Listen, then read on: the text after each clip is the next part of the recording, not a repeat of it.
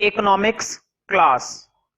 तो देखो मैंने तुम्हें बताया था मेजर्स ऑफ डिस्पर्जन, इसको हिंदी में बोलते हैं परिक्षेपण के माप। ठीक है, तो हमने स्टार्ट कर लिया था जिसमें से हमने रेंज के बारे में बहुत कुछ सीख लिया। मैं ये कह सकता हूँ कि रेंज के बारे में मैंने सब कुछ बता दिया, क्योंकि ये थोड़ा सा लेंथी चैप्टर है, क्योंकि यहाँ पर हमें पढ़ना है रेंज, यहाँ पर हमें पढ़ना है क्वार्टाइल डेविएशन, यहाँ पर हमें पढ़ना है मीन डेविएशन, यहाँ पर हमें पढ़ना है स्टैंडर्ड डेविएशन, और यहाँ पर हमें पढ़ना है लॉरेंज कर्व। तो कितने टॉपिक हो गए? 5 टॉपिक। नंबर 1 है तुम्हारा रेंज, नंबर 2 है क्वार्टाइल डेविएशन, नंबर 3 है मीन डेविएशन, नंबर 4 है स्टैंडर्ड डेविएशन, और लास्ट वन है लॉरेंज कर्व, जिसमें से मैंने तुम लोगों को रेंज के बारे में बहुत ही अच्छे से बता दिया था। और इन चारों पांचों की हमें क्या पढ़नी पड़ते हैं? कोफिशिएंट।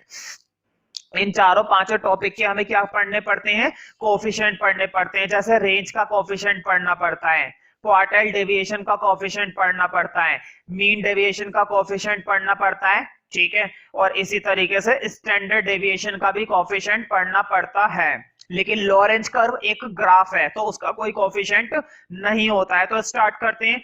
मैं उम्मीद करता हूं तुम लोगों को रेंज के बारे में काफी अच्छी नॉलेज हो चुकी होगी। अब हम स्टार्ट करेंगे क्वार्टाइल डेविएशन। तो तुम लोग आज के लिए हेडिंग डाल सकते हो, 3 टॉपिक होते हैं इसके अंदर, लिखो इंटर क्वार्टाइल रेंज। क्या होता है? Inter quartile range. 3 टॉपिक लिखवा रहा हूं एक साथ। क्वार्टाइल डेविएशन से कनेक्टेड कितने टॉपिक होते हैं? 3 topic. Inter quartile range, comma लगाओ, लिखो कॉमा लगाकर, क्वार्टाइल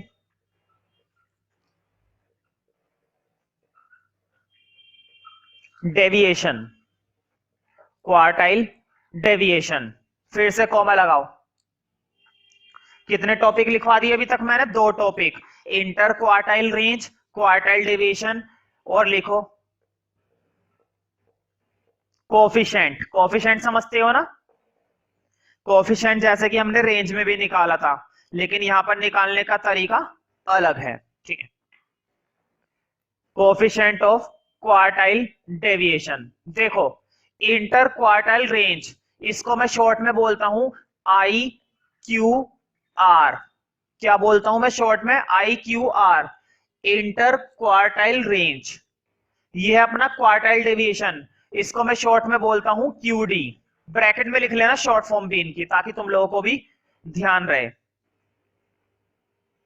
वैसे भी तुम लोगों के अंदर बहुत ही कम दिमाग है, तो उम्मीद करता हूं तुम लोगों को ये चीजें समझ में आएंगी। कोफिशिएंट क्वार्टाइल डेविएशन, इसको लिख लेना शॉर्ट में सी क्यू डी, शॉर्ट में कोफिशिएंट ऑफ क्वार्टाइल डेविएशन।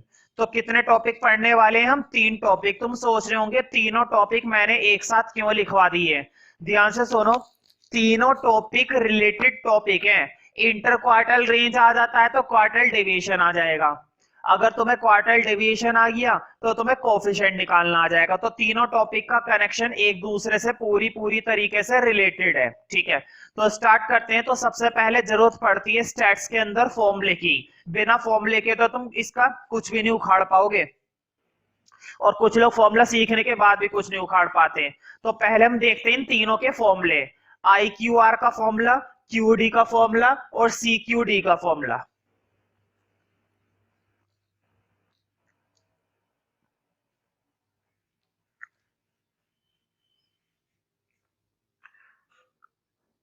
तो लिखो सबसे पहले आई क्यू आर का फॉर्मूला, मतलब इंटर क्वार्टल रेंज कैसे निकलती है। तो आई क्यू आर का फॉर्मूला नोट करो। इसका फॉर्मूला बहुत ही आसान होता है, लिखो Q3 माइनस Q1। अब तुम सोच रहे होंगे अभी ये क्या चीज आ गई Q1 और Q3? तो ये वही Q1 और Q3 है जिसके बारे में मैं तुम लोगों को पहले भी बता चुका हूं। Q1 का मतलब होता है फर्स्ट क्वार्टाइल, और Q3 का मतलब होता है थर्ड क्वार्टाइल। अभी मैं लिखवा दूंगा। Q1 का मतलब क्या होता है? फर्स्ट क्वार्टाइल, और Q3 का मतलब होता है थर्ड क्वार्टाइल। अभी मैं सब नोट करवा दूंगा, पहले अगला फॉर्मूला लिखो। अब लिखो QD का फॉर्मूला। QD का भी फॉर्मूला इसी से रिलेटेड है, Q3 माइनस Q1 अपॉन में 2। क्या बोला जाता है? Q3 माइनस Q1 अपॉन में 2। ठीक है, क्वार्टाइल डेविएशन। Quartile deviation. हाथों हाथ इसकी कोफिशिएंट का भी लिखो। तो देखो Q3 माइनस Q1 और अपोन में आता है Q3 प्लस Q1।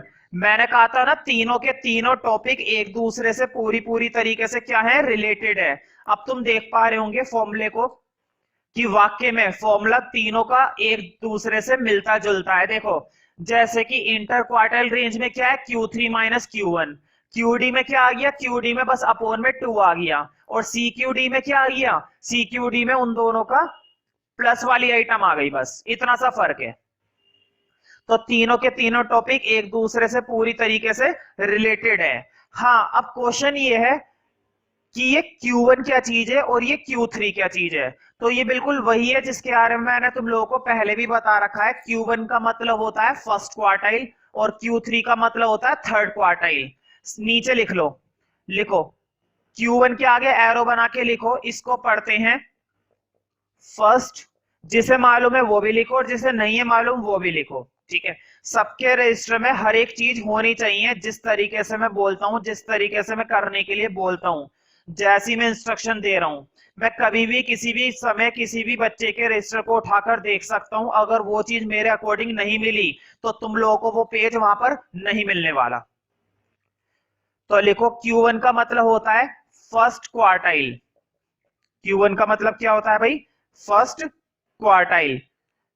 और Q3 का मतलब लिखो, फर्स्ट क्वार्टाइल को ये भी कहते हैं, तो ब्रैकेट में लिख लेना लोअर क्वार्टाइल, लोअर क्वार्टाइल। अब लिखो Q3। Q3 का मतलब होता है थर्ड क्वार्टाइल और इसको अपर क्वार्टाइल भी कहते हैं। अपर पूरा पूरा लिखना तुम लोग। थर्ड क्वार्टाइल मैंने तो कॉमा लगा दिया है, तुम लोगों के रजिस्टर में कॉमा नहीं लगा हुआ होना चाहिए। जैसा मैं बोल रहा हूं बिल्कुल वैसे ही करना है। यहां पर पूरा लिखना है थर्ड क्वार्टाइल और यहां पर पूरा लिखना है अपर क्वार्टाइल। किसी भी बच्चे के रजिस्टर में बिल्कुल भी शॉर्ट काम नहीं होना चाहिए, मैं कभी भी चेक कर सकता हूं। तो इस बारे में तुम्हें नॉलेज होनी चाहिए प्रॉपर तरीके से, ठीक है। तो फटाफट से ये तीन फॉर्मूले और Q1 और Q3 के बारे में लिख लो, ये सब चीजें, ठीक है। हाँ, Q1 और Q3 कैसे निकलता है, मैंने ये बातें तुम लोगों को पहले ही सिखा रखी हैं। एक बार फिर से इस चैप्टर के अंदर तुम्हारा क्या हो जाएगा, रिवीजन हो जाएगा कि Q1 कैसे निकाला जाता है और Q3 कैसे निकाला जाता है। देखो अगर Q3 आ गया निकालना और Q1 आ गया निकालना तुम्हें, तो तुम इंटर क्वार्टाइल रेंज निकाल दोगे। Q3 की वैल्यू यहां पर डालना, Q1 की वैल्यू यहां पर डालना, दोनों को माइनस कर देना। माइनस करने पर क्या निकल आएगा, इंटर क्वार्टाइल रेंज। यहां पर Q3 की वैल्यू डालना, यहां पर Q1 की वैल्यू डालना और दोनों को माइनस करके 2 से डिवाइड कर देना, क्या निकल आएगा, QD। तो कुल मिलाकर सारा खेल किस चीज का है, Q1 और Q3 का, कि Q1 कैसे निकाला जाता है और Q3 कैसे निकाला जाता है। क्वार्टाइल को हिंदी में बोलते हैं चतुर्थक। क्वार्टाइल्स को हिंदी में क्या बोला जाता है, चतुर्थक बोला जाता है। चतुर्थक इसलिए बोला जाता है क्योंकि ये पूरे डिस्ट्रीब्यूशन को कितने हिस्से में डिवाइड कर देता है, 4 हिस्सों में। पूरा का पूरा डिस्ट्रीब्यूशन कितने हिस्से में डिवाइड हो जाता है, 4 हिस्सों में, ठीक है। इसलिए इसको क्या बोला जाता है, चतुर्थक।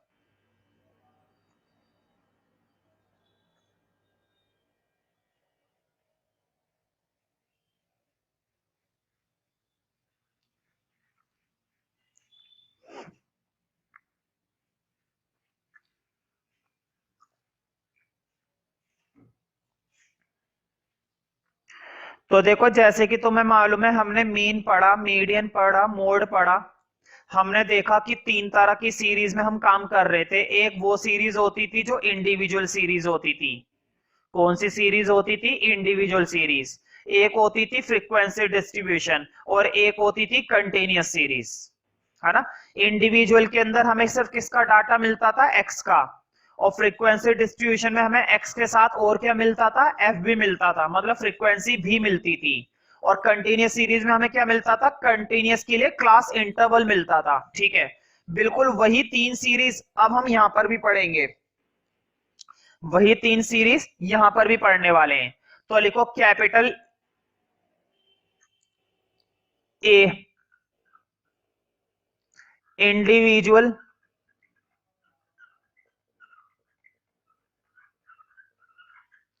सीरीज, ब्रैकेट में जरूर लिखना। इंडिविजुअल सीरीज मतलब सिर्फ हमें किसका डाटा मिलेगा, एक्स का डाटा। ये बातें तो तुम्हें अब तक 11th क्लास में या 12th क्लास में जाते जाते या पहुंचने के बाद भी याद हो जानी चाहिए, ठीक है, उम्मीद करता हूं, है ना। मैं तो सिर्फ क्या कर सकता हूं, उम्मीद, है ना। करना तो तुम लोगों को है, झंडे तुम लोगों को गाड़ने, या तो झंडे गाड़ दोगे या खुद ही गड़ जाओगे, है कि नहीं। तो इंडिविजुअल सीरीज पढ़ते हैं, और इंडिविजुअल सीरीज के अंदर सबसे पहले मैं तुम लोगों को दो बातें बता देता हूं। कितनी बातें बताऊंगा, दो बातें बस, ठीक है। मुझे बताओ, अगर तुम इंटर क्वार्टाइल रेंज निकालना चाहते हो तो तुम्हें Q1 और Q3 की जरूरत पड़ेगी, है ना। बिना फर्स्ट क्वार्टाइल के और बिना थर्ड क्वार्टाइल के क्या तुम इंटर क्वार्टाइल रेंज निकाल पाओगे, नहीं। क्या तुम क्वार्टाइल डेविएशन निकाल पाओगे, नहीं। क्या तुम उसका कोफिशिएंट निकाल पाओगे, नहीं। इसका मतलब ये हुआ कि तुम्हें क्वार्टाइल निकालने आने चाहिए। अगर तुम क्वार्टाइल नहीं निकाल पा रहे हो तो तुम कुछ भी नहीं निकाल पाओगे। इसका मतलब ये हुआ कि तुम्हें क्वार्टाइल का फॉर्मूला मालूम होना चाहिए, है ना। तो लिखो क्वार्टाइल का फॉर्मूला, लिखो पहले Q1 का फॉर्मूला इधर, और उधर लिखो Q3 का फॉर्मूला। एक तो मैं तुम लोगों को Q1 का फॉर्मूला लिखवा रहा हूं और एक Q3 का। हाँ, Q1 का फॉर्मूला बड़ा आसान है, जैसे मीडियन होता है बिल्कुल वैसे ही होता है, ये भी याद होगा तुम्हें, n+1/4। और यहां पर होता है क्योंकि थर्ड क्वार्टाइल है, तो लिखो 3n+1/4। ये फॉर्मूला होता है। दोनों क्वार्टाइल के फटाफट से बढ़िया तरीके से साफ राइटिंग और बढ़िया राइटिंग के अंदर नोट कर लो ये दोनों के दोनों फॉर्मूले, n+1/4 और 3n+1/4। अब हम स्टार्ट करेंगे, और कौन सी सीरीज पढ़ने के लिए काम कर रहे हैं, इंडिविजुअल सीरीज। इंडिविजुअल सीरीज जब हमें कौन सा डाटा दिया जाता है, एक्स का डाटा।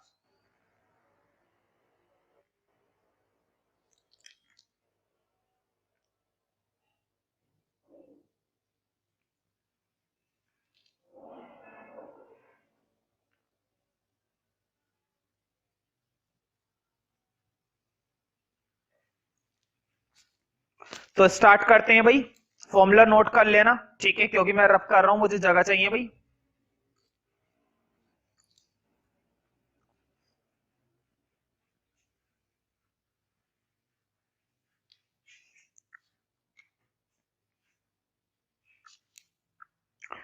लिखो फर्स्ट क्वेश्चन पहले।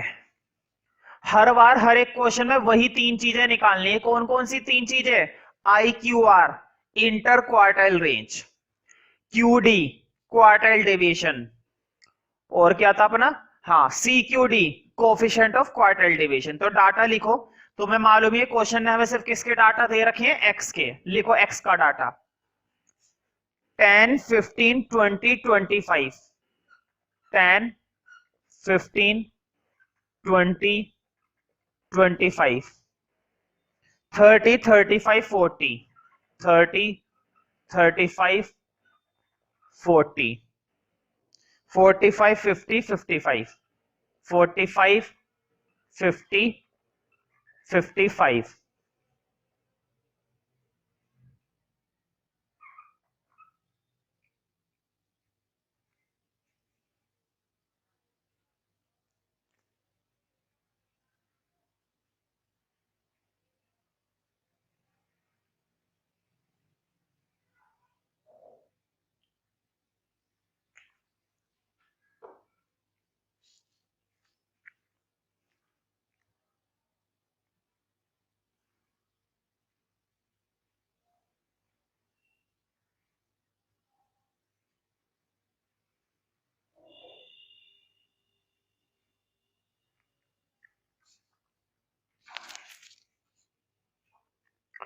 तो देखो हमारे पास जो डाटा दिए गए हैं वो कैसे डाटा हैं, वो इंडिविजुअल सीरीज के डाटा हैं, क्योंकि क्वेश्चन ने हमें सिर्फ कौन सी सीरीज दे रखी है, एक्स की सीरीज। हम इस समय पढ़ रहे हैं इंडिविजुअल सीरीज, ठीक है। हाँ, अब तुम्हें मालूम है मैं आई क्यू आर निकालूंगा, क्यू डी निकालूंगा और क्यू डी का कोफिशिएंट भी निकालूंगा, लेकिन सबसे पहले क्या निकालूंगा? सबसे पहले मुझे जरूरत पड़ेगी Q1 बनाने की और Q3 बनाने की।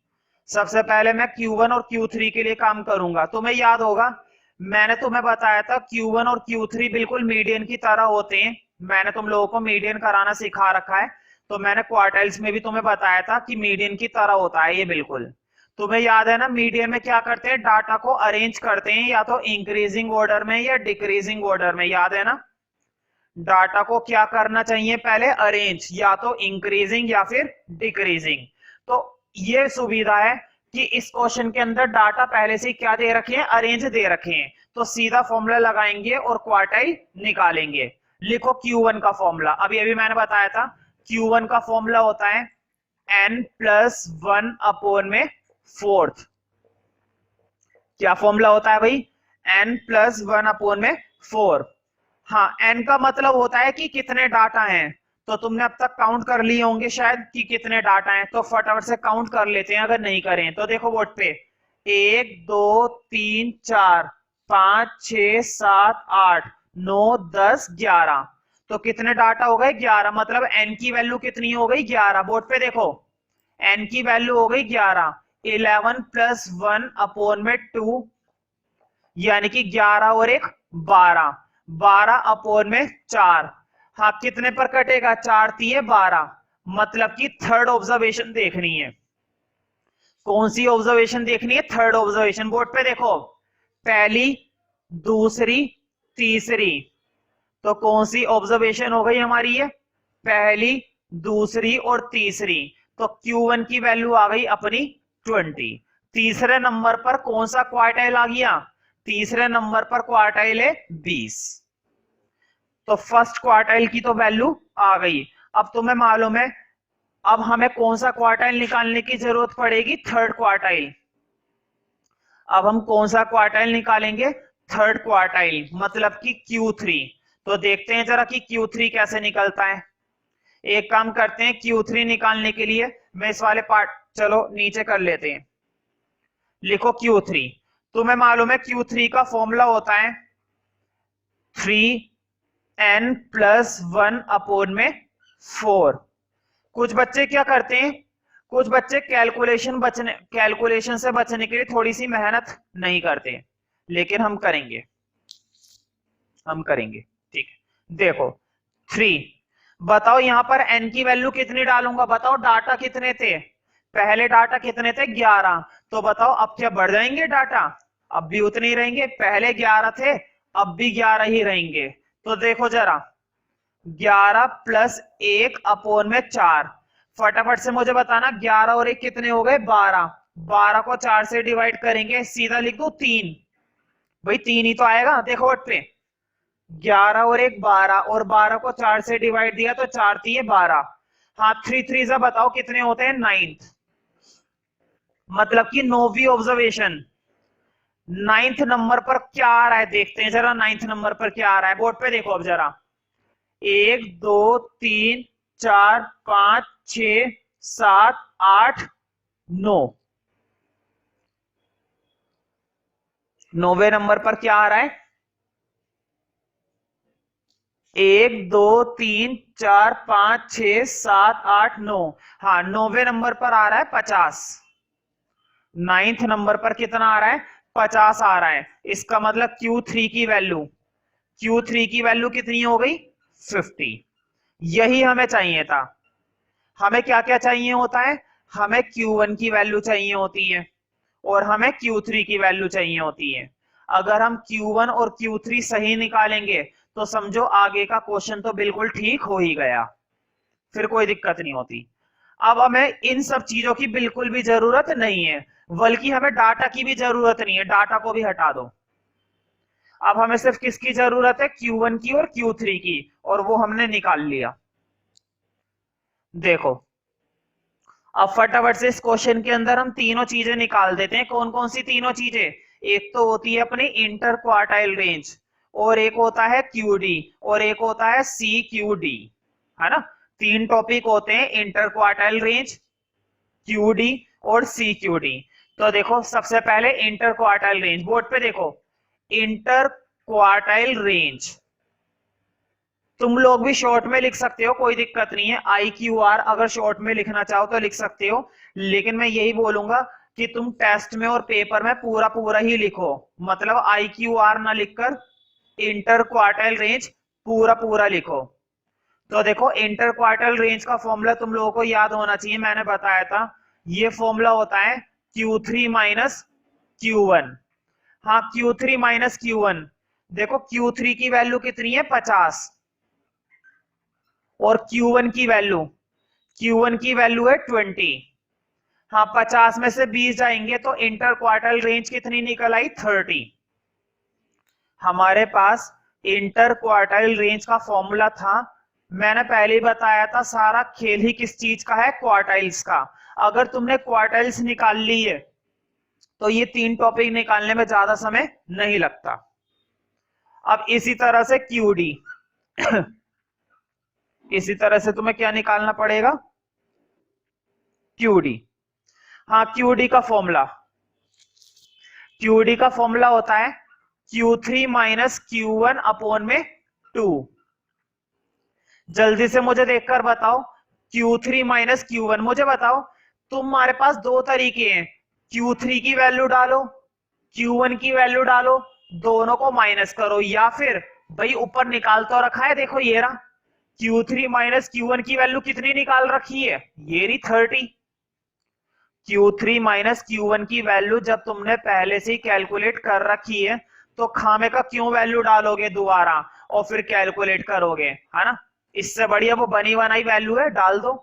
बताओ 30 आ गया, अपॉन में कितना आ गया 2। हाँ डिवाइड जरूर दे दो। बताओ 30 को 2 से डिवाइड देंगे तो 30 को 2 से डिवाइड देने पर कितना बचेगा 15। भाई 30 को 2 से डिवाइड देने पर कितनी वैल्यू बचेगी 15, 1 और 5। ठीक है, तो बहुत ही बढ़िया क्वेश्चन है। इसी तरह से इसका कोफिशिएंट और निकाल देते हैं, कोफिशिएंट निकालते हैं। तो देखो कोफिशिएंट का फॉर्मूला लिखो CQD। हाँ CQD मतलब कोफिशिएंट निकालने का फॉर्मूला। कोफिशिएंट निकालने का फॉर्मूला होता है Q3 माइनस Q1 अपॉन में होता है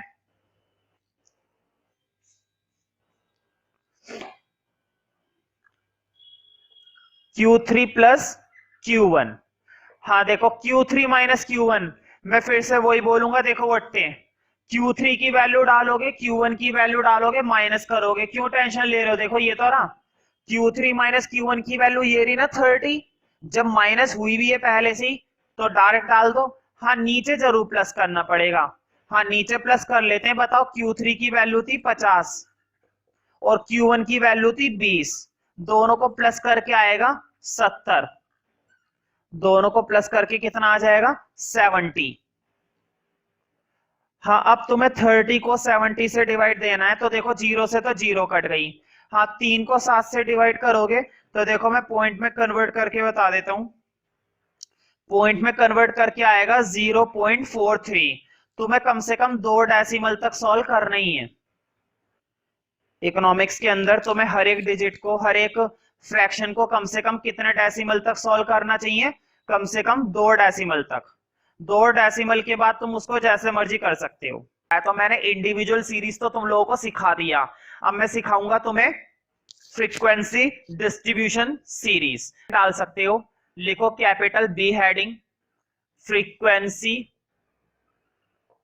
डिस्ट्रीब्यूशन, मतलब कि क्वेश्चन तुम्हें एक्स के साथ और क्या देगा, अब क्वेश्चन तुम्हें एक्स के साथ एक चीज और देगा, दैट इज फ्रीक्वेंसी। तभी तो इस डिस्ट्रीब्यूशन को क्या बोला जाता है, फ्रीक्वेंसी डिस्ट्रीब्यूशन। अभी जो करा था वो हमारा इंडिविजुअल सीरीज था।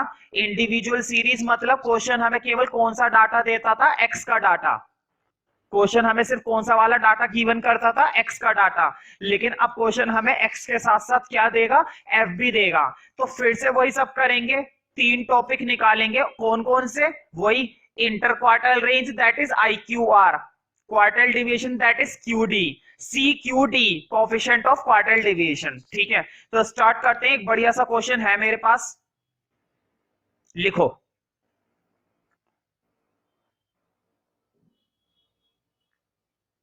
हाँ, एक्स का डाटा लिखो 10, 20, 30, 40, 50, 60, 70, 80, 90, 100।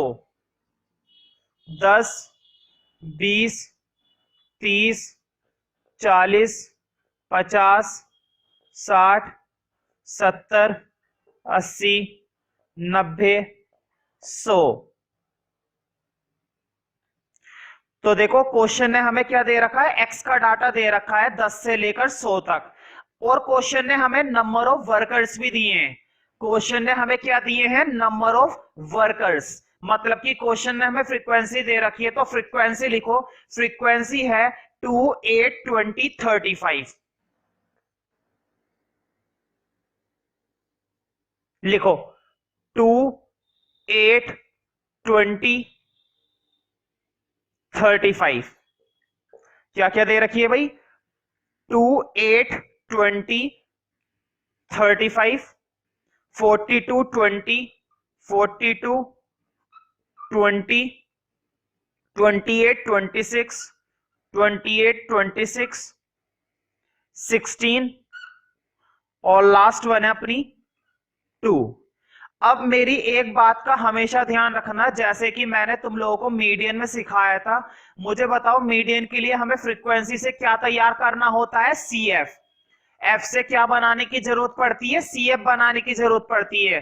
बिल्कुल ठीक उसी तरह से हमें क्वार्टाइल डेविएशन के टॉपिक के अंदर भी एफ से क्या बनाने की जरूरत पड़ती है, सीएफ। तुम्हें एफ से क्या तैयार करना पड़ेगा, सीएफ तैयार करना पड़ेगा। तो सीएफ बनाते हैं, सीएफ बनाना बड़ा आसान है, मीडियन में भी सीखा हमने, लेस देन ओजाइव और मोर देन ओजाइव के अंदर भी सीखा, बहुत बार हमने सीएफ बनाना सीखा। लॉरेंज कर्व का जब टॉपिक आएगा, लॉरेंज कर्व का जब टॉपिक आएगा तब भी हम क्या बनाना सीखेंगे, सीएफ। तो सीएफ बनाना तो बहुत ही आसान है, और कई सारे टॉपिक के अंदर सीएफ बनाने को हमें मिल जाता है, तो सीएफ बनाने की अच्छी खासी क्या हो जाती है, हर बार प्रैक्टिस हो जाती है। तो फिर से हम सीएफ बनाएंगे, बोर्ड पे देखना जरा, जिन्हें आता है वो भी देखिए और जिन्हें नहीं आता वो तो देखेंगे ही भाई, ठीक है। तो लिखो यहां पर सीएफ, देखो कितना आसान है सीएफ। सबसे पहले वाली जो फ्रीक्वेंसी होती है उसको तो एग्जैक्टली लिख दो। पहले वाली फ्रीक्वेंसी क्या थी, 2, तुमने एग्जैक्टली 2 लिख दिया। अब ऐड करना है, देखो 8 और 2 10, देखो इस तरह से ऐड करते हुए जाना है। 8 में 2 ऐड करे 10, इसी तरह से 20 में 10 ऐड करे, ये कितना मिलेगा तुम्हें, 30। 35 में 30 ऐड करे, ये मिलेगा तुम्हें 65। 65 में 42 ऐड करेंगे, ये मिलेगा तुम्हें 107। 107 में 20 ऐड करेंगे, 127। तो देखो इस तरीके से बस हम ऐड करते जा रहे हैं। अब देखो 127 में 28 तुम्हें ऐड करना है, तो ये मिलेगा तुम्हें 155 मेरे हिसाब से। हाँ, 155 के बाद मैं आगे के डाटा देखकर लिख रहा हूं फटाफट से, 181, और फिर है तुम्हारा 197, और लास्ट वाला है 199। तुम्हें एक चीज का और याद होगा, ये जो सीएफ का लास्ट वाला डाटा आता है, बोर्ड पे देखो, सीएफ का ये जो लास्ट वाला डाटा आता है, लास्ट वाली क्यूमुलेटिव फ्रीक्वेंसी हमेशा किसका टोटल होती है, वो फ्रीक्वेंसी का टोटल होती है। और अगर यकीन ना हो तो करके जरूर देखना, इसका टोटल करके देखो, इसका टोटल 199 ही आना चाहिए। तो देखो सीएफ के एंड में जो डाटा होता है वो डाटा हमेशा किसके बराबर होता है, फ्रीक्वेंसी के टोटल के बराबर। अगर मेरी बात पे यकीन ना आ रहा हो तो इसका टोटल जरूर करके देखो, टोटल कितना आएगा, 199 ही आएगा, और जरूर आएगा। तो डाटा वही आना चाहिए 199। और ये जो एंड में वैल्यू होती है ना, ये एन की वैल्यू होती है, लिखो एन की वैल्यू कितनी मिल गई, एन की वैल्यू मिल गई 199। तुम सोच रहे होंगे मैं एन की वैल्यू में इतना इंटरेस्टेड क्यों हूं, तुम्हें मालूम नहीं है, बताओ क्वार्टाइल डेविएशन हो तो उसके लिए तुम्हें कौन कौन से क्वार्टाइल निकालने पड़ते हैं। एक तो तुम्हें निकालना पड़ता है फर्स्ट क्वार्टाइल, अब तक तो ये बात याद हो जानी चाहिए। एक तो तुम्हें निकालना पड़ता है फर्स्ट क्वार्टाइल, और एक तुम्हें निकालना होता है थर्ड क्वार्टाइल। एक तो तुम्हें क्या निकालना है, फर्स्ट क्वार्टाइल, और एक तुम्हें निकालना है थर्ड क्वार्टाइल। फर्स्ट क्वार्टाइल का फॉर्मूला लिखो, तुम्हें क्या निकालने की जरूरत है, एक तो Q1, और एक क्या निकालने की जरूरत है, Q3। तो देखो Q3 की बात मैं बाद में करूंगा, पहले मैं करूंगा Q1 की बात। तो लिखो Q1 का फॉर्मूला याद हो गया होगा तुम्हें, फॉर्मूला वही है यहाँ पर n+1/4, n+1/4। मुझे बताओ n की वैल्यू क्या है, देखो ये रही, n की वैल्यू क्या है 199। तो बोर्ड पे देखो 199 + 1/4। जल्दी से सॉल्व करके बताओ भाई 199 और 1 कितने होते हैं भाई 199 में तुमने एक ऐड करा, एक ऐड करने पर कितना मिलेगा 200, और 200 को 4 से डिवाइड करोगे तो कितना आएगा 50। 200 को कितने से डिवाइड कर दिया 4 से, तुम्हें मालूम होगा 200 को 4 से डिवाइड कर देते तो कितनी वैल्यू मिलती है हमें 50। कितनी वैल्यू मिलती है 50। ध्यान से सुनो, ये जो 50 आता है ना, ये Q1 नहीं होता। Q1 अब पता चलेगा, बोर्ड पर फोकस होकर देखो सभी कि Q1 कैसे निकलेगा। मुझे बताओ, तुम्हें CF के अंदर ढूंढना है Q1 से बड़ी वैल्यू।